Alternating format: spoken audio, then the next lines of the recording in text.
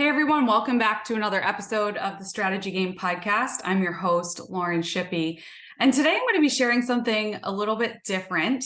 We've been in our Seen, Known, and Heard series that goes along with my upcoming book. And we've been talking about what it looks like to see, hear, and know each other and ourselves to help us in leadership in our businesses and also in our lives and our personal relationships. And the relationship that we have with ourselves, because that's also really important. But today I'm going to be talking about this series of words that I started to generate and share on my social channels. And if you haven't yet, you can check that out. They're on Instagram and Facebook under Storywork or my personal account, Lauren C. Shippey. But these words really came to me at a distinct moment. They started in February of this year, 2023. And they just started to come to me very clearly. Like I would run for the notebook or I would run for a note in my phone and I would write them down as soon as I heard them. And I could be anywhere. I could be in the middle of a concert. I could be sometimes outside on a walk, whatever I was doing, I would just stop and start to listen for them. And it turned out that this series of words would help also me get through a difficult season in my life as well and teach me so much. So I hope that by sharing these words with you, this really helps to reignite the flame in you according to just whatever your purpose is, whatever season you're going through. I hope that that serves as encouragement. So the first one we're going to talk about today is finish what you started. So I'm just going to simply read the word first, and then I'm going to speak to it. So it says, finish what you started. Go back to the beginning and think about what you did then, and let that guide your path forward.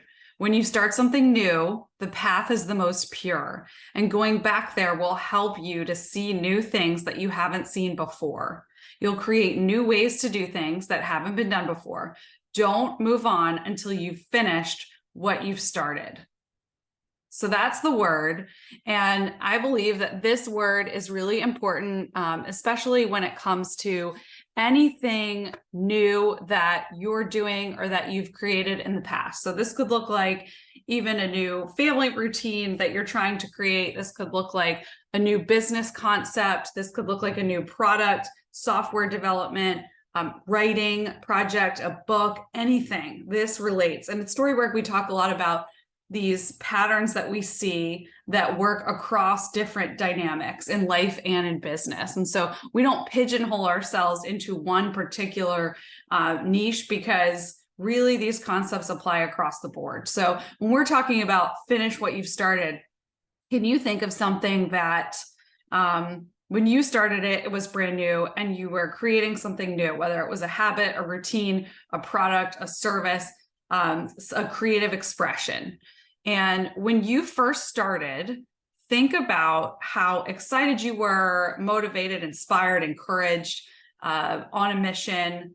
You were definitely setting out on a mission and you had a clear mind. And the point in this word that I really want to pick out here is that when you start something new, the path is the most pure. When you start something new, there aren't any ulterior motives of, how can I monetize this to the fullest? How can I, whatever? All that comes later, because the first thing you're trying to do, and if we're talking about a business, is really solve a problem or meet a need for people. And that's the pure motive, right? And so things can get distorted along the way if we don't really stay close to the original intent of what it was that we were trying to create. So I'm speaking to a business from a business standpoint, but this can also apply to life. If you think of something, a habit or routine that you were creating that you kind of fell off the wagon along the way, or you feel like it got distorted for you somewhere along the path. So I want you to think about that and think about what it would look like to go back to that place where it was the most pure, where you were truly focused on serving the people first or meeting that need, and you knew how to meet that need very distinctly. And so going back there will really help you be able to get a plan to refocus. Okay. Because when you go back there now, you're going to see new things that you haven't seen before.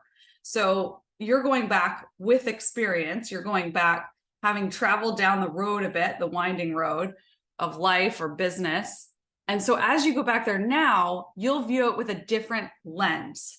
So what's great about this can be really powerful because you have the pure motive of your original intent, plus you have the wisdom and experience of navigating the winding road for a while. So you're putting those two things together and you're coming back here. And so this is a game-changing advantage that you can use as you plot your course forward.